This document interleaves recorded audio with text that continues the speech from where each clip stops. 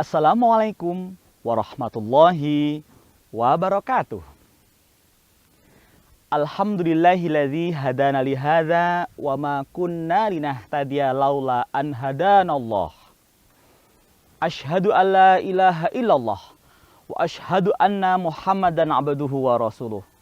Allahumma sholli wa sallim wa barik ala sayyidina Muhammad wa ala alihi wa ashabihi ajmain. Amma ba'du. Adalah seorang Abd bin Bishr, pria tampan yang istimewa. Akhlaknya sangat mulia, cerah rohaninya, dan ia adalah orang yang sangat berjasa pada kemenangan umat Islam pada perang Zamamah masa Abu Bakar As-Siddiq. Pribadi ini, sahabat Quran semuanya, dalam sejarah tertulis memiliki komplitnya kepribadian istimewa.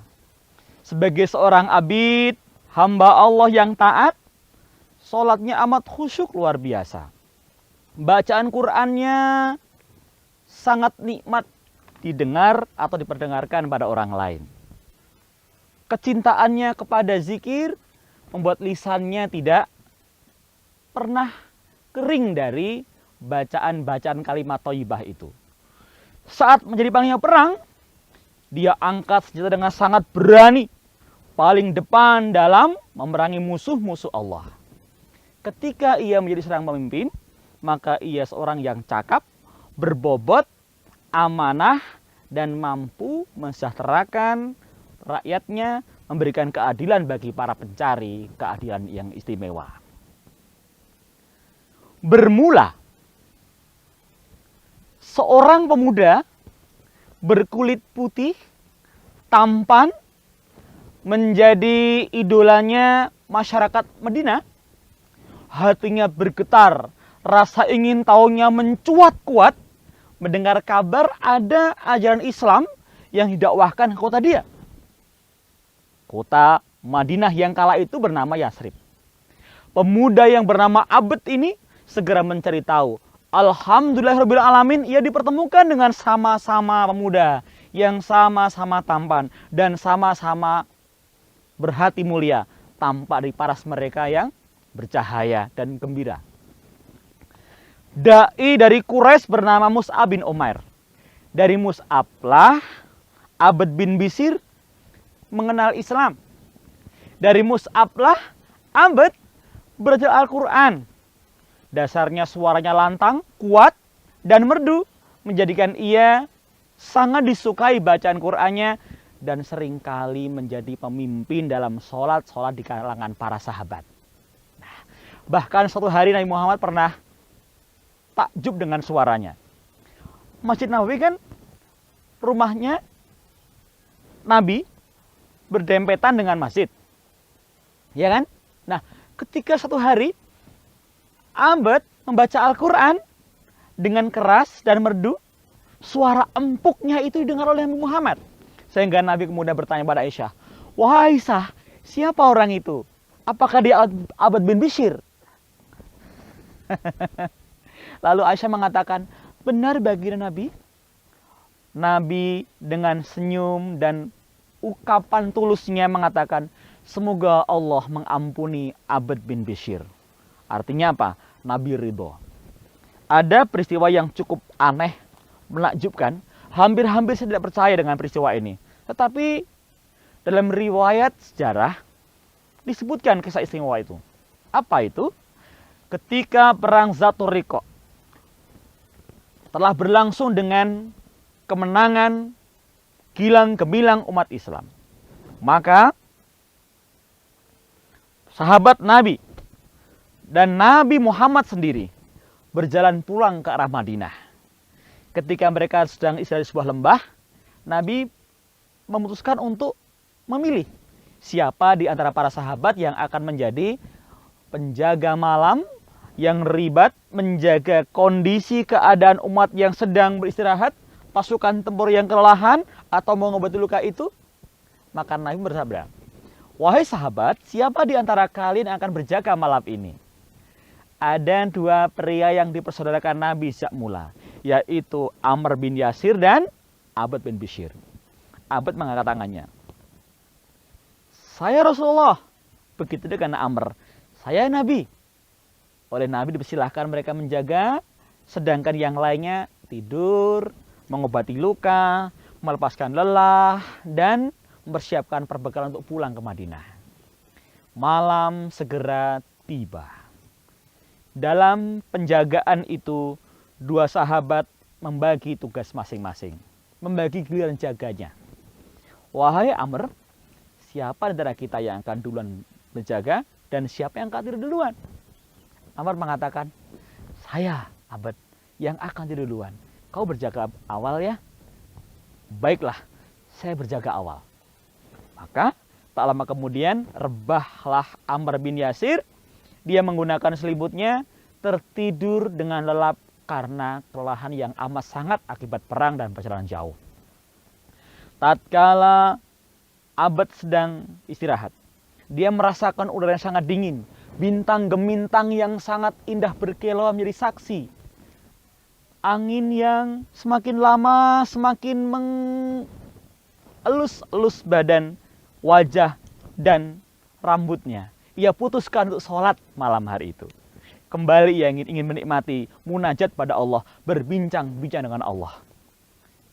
Orang soleh selalu berbicara dengan Allah, bukan sekedar berbicara tentang Allah. Inilah Abad. Abad pun mulai sholat. Setelah ia wudu, Allahu Akbar. Dia nikmati setiap ucapan-ucapannya, setiap huruf-hurufnya, hingga ia larut dalam bacaan yang indah yang ia ungkapkan untuk Allah dengan surah Kahfi yang menjadi surat kesayangannya. Namun dari arah kota musuh ada seorang pria yang dengan wajah marah naik kuda dengan sangat cepat, hatinya penuh dendam. Hiya! Ia marah besar, kenapa? Kaumnya kalah oleh Nabi Muhammad dan pasukannya. Lalu istrinya ditawan oleh pasukan Islam. Ia bersumpah, istriku sudah ditawan oleh orang-orang Islam Madinah. Aku bersumpah akan kubunuh Muhammad, kuhancurkan pasukannya, paling tidak kurukai di antara mereka. Ya! Pria itu berani dengan sendiri mengejar pasukan Muhammad. Ketika ia sampai di dekat tempat istirahat Nabi, maka ia melihat ada seorang yang di ujung jalan sedang sholat. Ia yakin, ini pasti tempat Muhammad sedang beristirahat dengan pasukannya. Siapa itu orang yang sholat? Maka ia segera berdiri, kemudian mengambil busur dan anak panah dilemparkan ke tubuh seseorang yang sedang menegakkan sholat malam itu. Melesatlah panah, menancap di badan Abad bin Bishr, si penjaga malam. Apa yang terjadi? Sempat terhuyung, panah pun dicabut oleh Abad dengan sabar. Dan apakah ia tumbang? Tidak. Abad tidak tumbang, tidak jatuh atau mengeluh. Panah dicabut, ia letakkan, dan ia kembali melaksanakan sholatnya, meneruskan kalamullah yang ia baca. Orang kafir ini makin penasaran, makin mendongkol, makin marah ya. Siapa laki-laki ini? Aku lihat tepat sasaran, tapi kenapa ia nggak roboh? Diambil anak panah yang berikutnya. Ia tarik dengan amat kuatnya, sehingga tangannya bergetar. Ia lepaskan dengan cepat. Shup. Menancaplah di tubuh Abad bin Bishr yang kedua. Shup.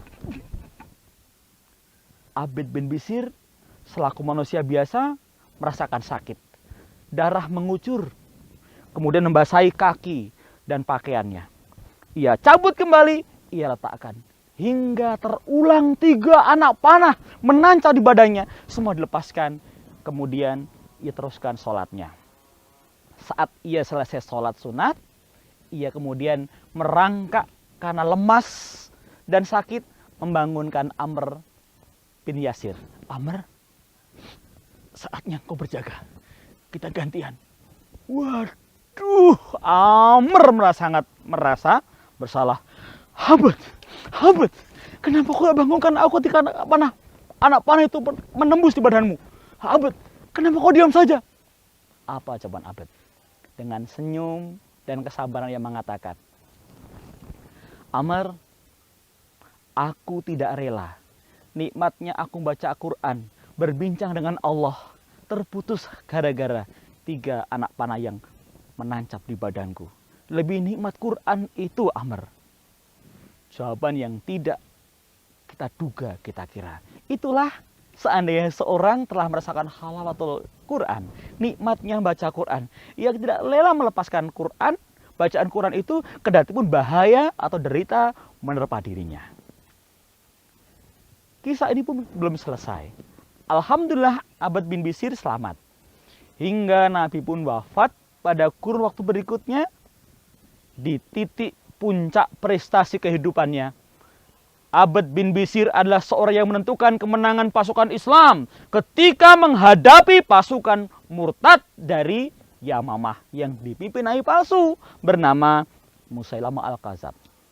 Ketika tercerai berai pasukan muslim, Abad tahu Islam bakal kalah karena mereka tidak bersatu, maka ia mengambil peran untuk memimpin pasukan Madinah bersatu dengan orang-orang muslim untuk mengalahkan Yamamah, menaklukkan Musailamah Al-Kadzab.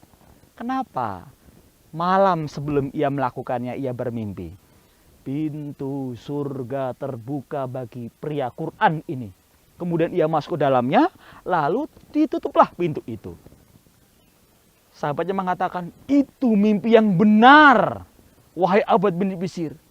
Paginya, di atas sebuah bukit, ia mengangkat pedangnya dan berteriak keras, wahai orang-orang Madinah, jangan sekali-kali kau tinggalkan Islam yang mulia ini menjadi hina karena kalah dalam peperangan kali ini.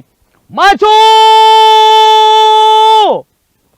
Tragedi Perang Yamamah telah menggugurkan 70 orang sahabat Nabi penghafal Quran. Di kebun maut matilah Musailamah Al-Kadzab, sang pendusta, termasuk diantaranya adalah yang gugur syahid di kalangan umat Islam adalah Abad bin Bisir dengan badan yang terhias luka karena lembing, karena pedang, karena panah, dan karena pukulan benda-benda keras. Abad telah mendapatkan janji Allah berupa pintu surga yang terbuka bagi penghafal Quran, bagi orang yang senantiasa menghiasi serta membasahi bibirnya dengan Al-Quran. Setiap orang yang dekat dengan Al-Quran pasti orang yang luar biasa. Abad bin Bisir telah menunjukkannya.